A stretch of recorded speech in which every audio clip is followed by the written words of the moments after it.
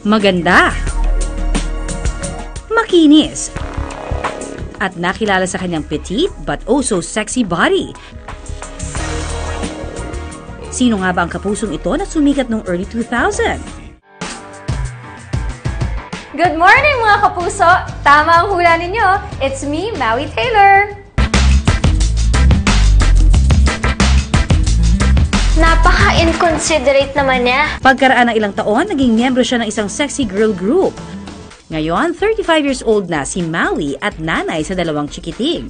Bukod sa pagiging nanay, abala rin siya sa pag-aaral ng culinary arts. Dahil dito, hindi na raw siya gaanong nakaka-workout. Alam niyo ba, sobrang excited at saya ko ngayong umaga dahil after 8 months of going to culinary school and not working out, finally today I will get to try this new cardio craze called Cardio Lattice. Kaya samahan niyo po ako. Tara! Isa sa mga bagong workout ngayon sa bansa ang Cardio Lattice. Mula ito sa pinagsamang cardio exercise at Pilates na isa namang strengthening workout. Pinapalakas ng Pilates ang core muscles at ini-improve ang posture. Ang cardio naman, pinapaganda ang daloy ng dugo at nakatutulong sa pagpapalusog ng puso. Para magawa ang Cardio Lattice, kailangan ng isang rebounder o mini trampoline. Tumatagal ng 1 oras ang isang session. Nagsisimula ito sa ilang minuto ng warm-up exercises.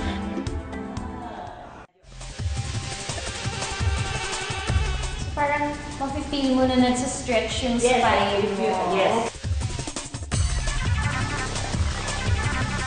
Grabe warm up pa lang yan pero parang hirap na ako. Kapag na-warm up na ang katawan, susundan ito ng jumping exercise sa rebounder for 10 to 15 minutes. So first, we're going to lift the heels muna, bend and jump. So that's 1 count. Yes, that's it. 1, 2. You can swing the arms. 6. And 8. Jump to the right, lift the right arm. There you go. Habang lumulundag, itotone ang mga braso sa pamamagitan ng arm exercises.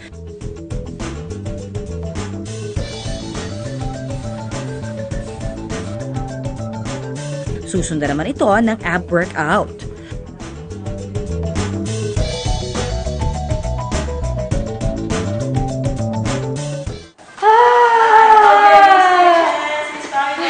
Oh my gosh! Grabe, ang sakit nun. Super. Tsaka ang hirap pa kasi parang you're trying to keep yourself stable. Kumbaga, yun na yung center mo, kailangan nandiyan sa gitna. Tapos itong rebounder, syempre medyo gumagalaw-galaw ka pa. So ang hirap mag-balance at the same time you're doing your abs and your obliques. So grabe, super challenging pero fun workout. Ready? And twist.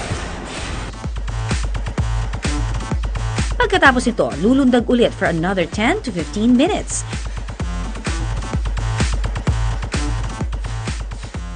Dahil sa salit-salitang pagdundag sa rebounder at paggawa ng iba't ibang arm and abs exercises, na-workout hindi lang ang isang bahagi ng katawan, kundi ang kabuuan nito.